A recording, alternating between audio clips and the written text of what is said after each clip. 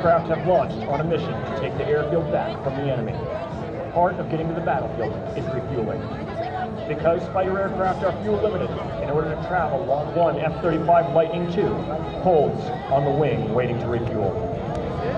The KC-135 boasts both boom and probe and drogue refueling capabilities and can refuel 22 types of aircraft from every U.S. branch of service, as well as the aircraft of our allies.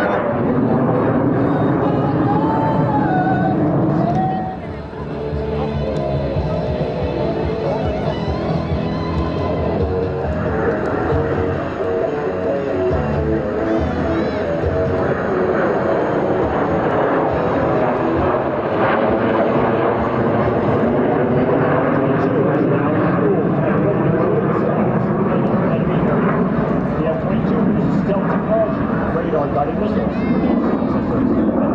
But our F-22 has shot all the missiles.